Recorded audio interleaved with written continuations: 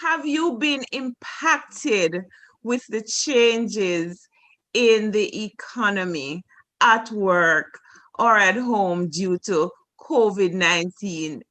It certainly is not business as usual.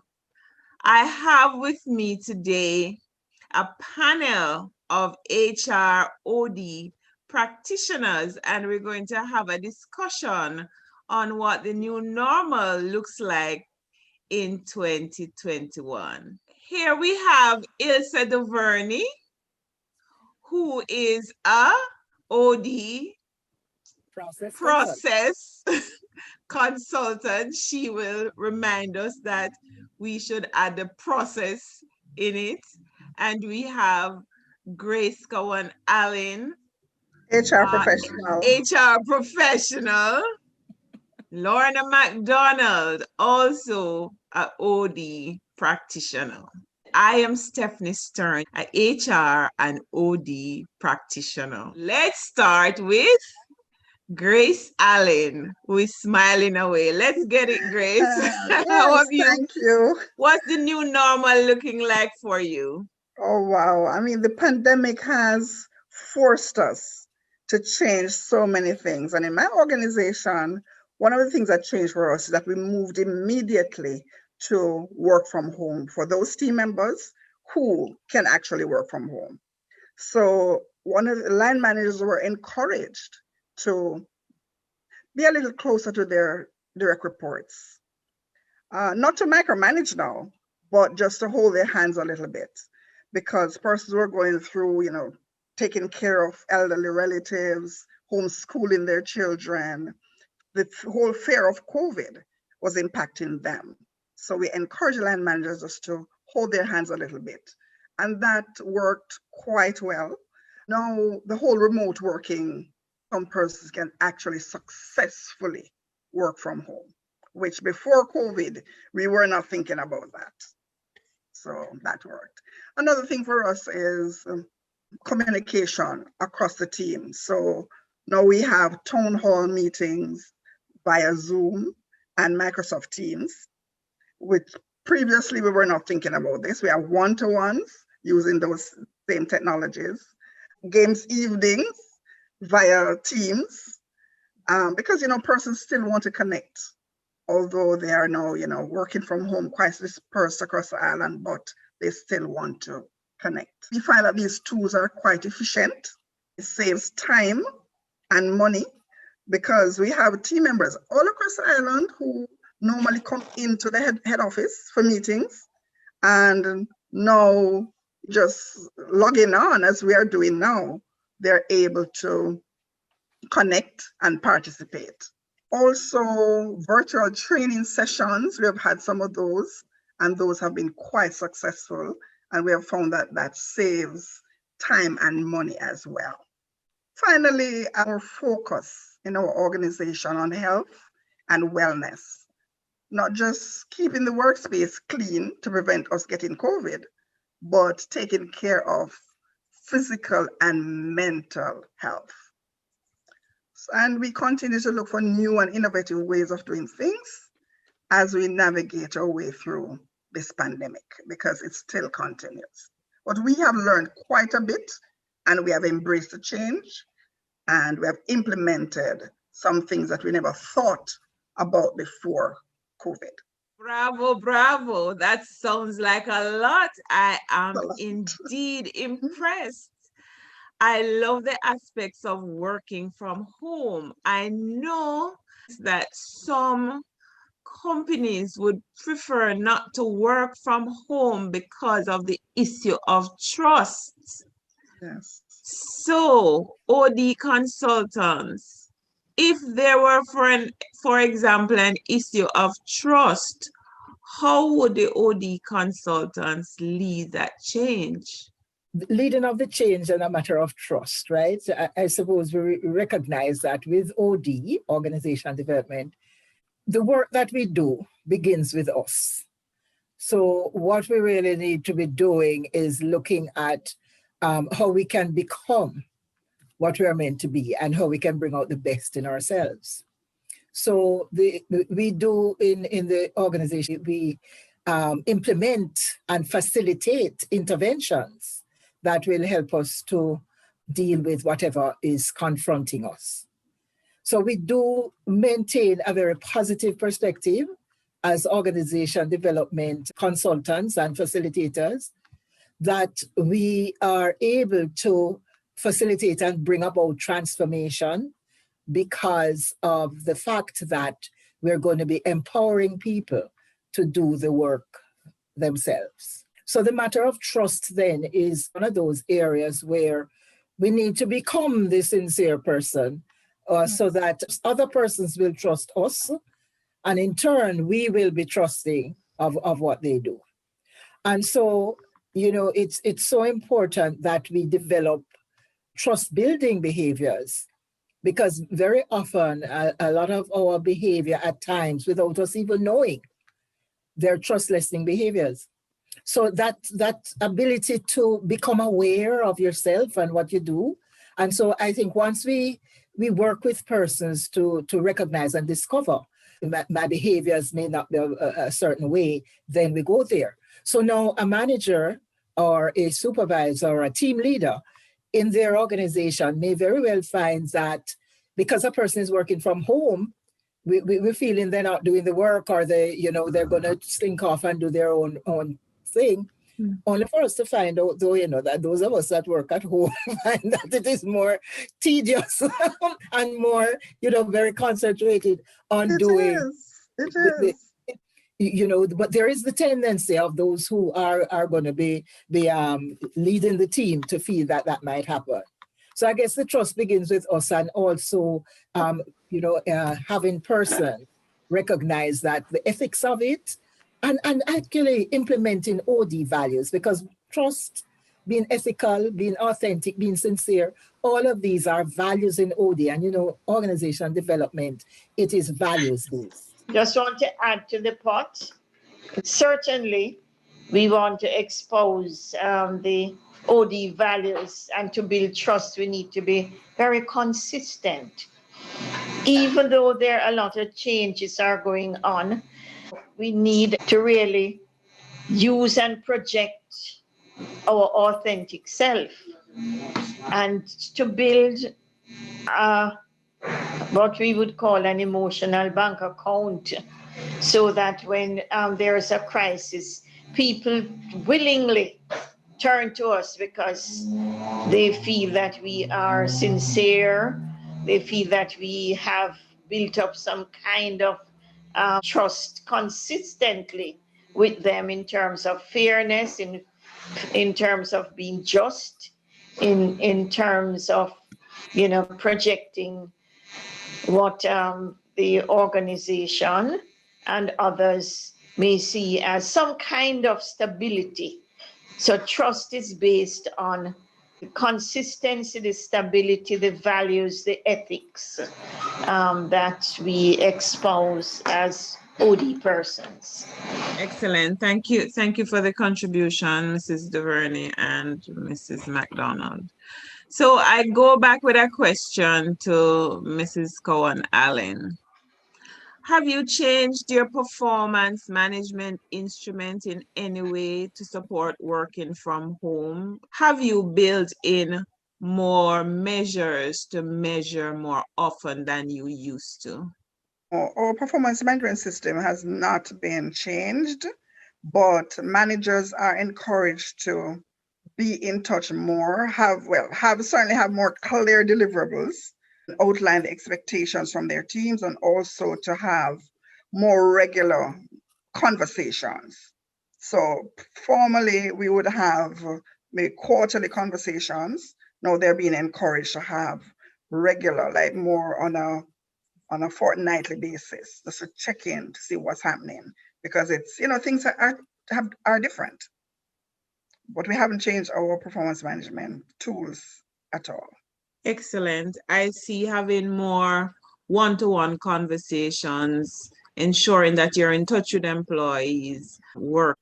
At this point, I would love to talk more about OD and what's in store I did not introduce Ilse Duvernay as the OD guru of the century, but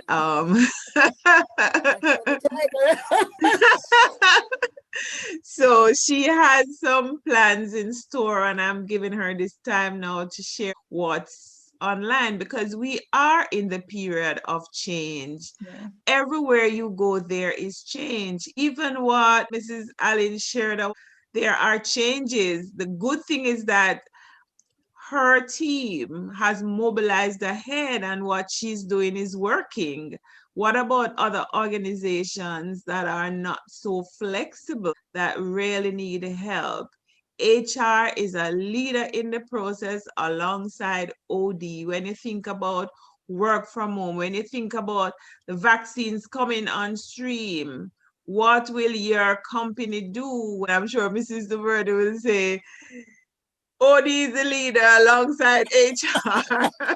Yeah, I certainly will, because my perspective is that organization development, or OD, is really about vision, and it's really about transformation and change. Right. So the matter of the writing of policies, and so, I mean, what we are more interested in is looking at, as I said, the values of what's going into the policy, and how we're going to facilitate that change, and in the implementation and facilitation of the policy.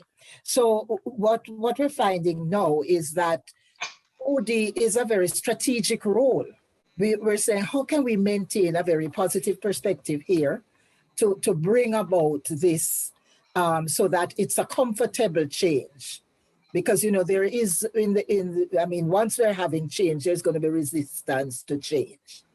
And so the whole matter of how can we facilitate this resistance? That's a strong OD skill, to facilitate the resistance to change, and how to bring about change so that at the end of it, we all have developed.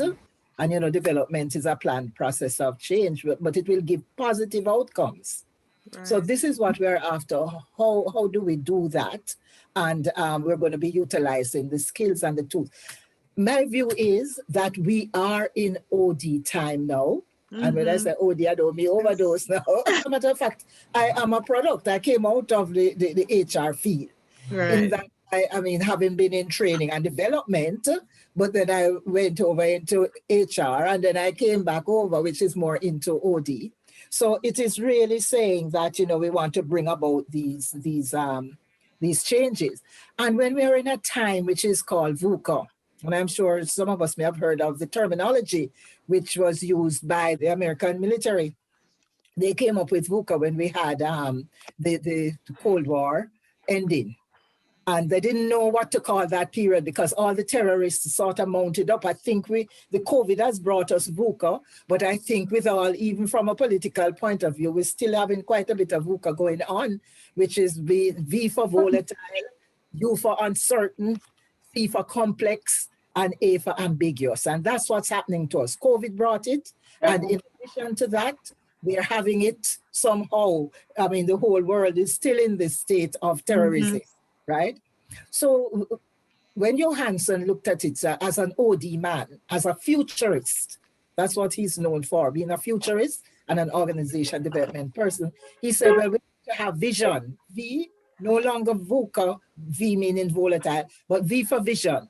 We need to have U, not for uncertainty, but for understanding. We need to have C, not for complexity, but for clarity. And A, we're not going to have A for ambiguity and confusion. What we're saying then is that this is where we go. Now, basically, with all the organization development work that is out there, because our school and our work comes out of Kurt Lewin, who many years ago he actually had looked at people at work and in groups. So Kurt Lewin showed us that, people come to situations when they're frozen. And so being frozen in that particular situation, we need to make them unfreeze and get them comfortable. And this is where we probably heard about icebreakers and so, but the fact is that people come into situations like that, and then with COVID now, we have realized that we were frozen where we are, and we're now in a new situation where we need to unfreeze, and then we can freeze back again and continue, because it's a cycle, right?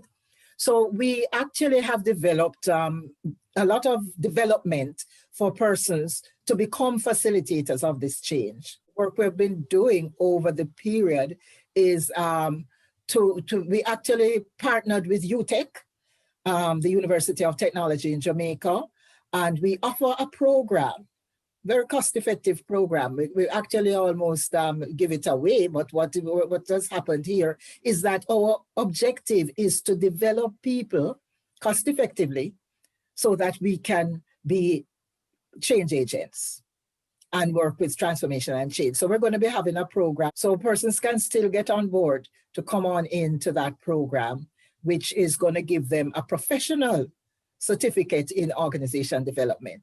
72 hours worth of work, but it's worth it because it's very experiential.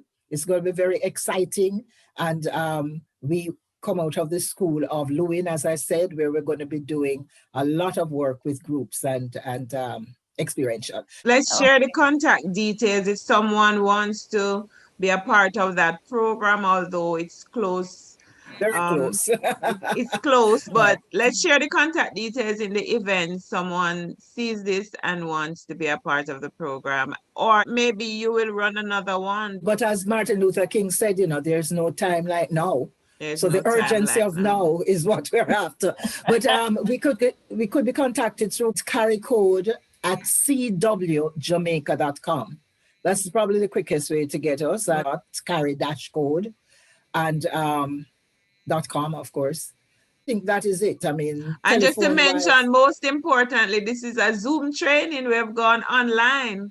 Ilse spoke about the visionary OD being about visionary leadership. And as she was talking, I remembered reading this article by a gentleman, Leary, who spoke about OD's role in terms of being visionary, and that one of the changes that we need to be cognizant of is that sometimes visionary leaders don't operate well in a time of crisis. It's a double-edged sword, because what happens, there are visionary who look to the future and have big plans for the future. So when they're caught in a time where there's a lot of turmoil, where they need to part the vision per se, it becomes very disruptive and disheartening.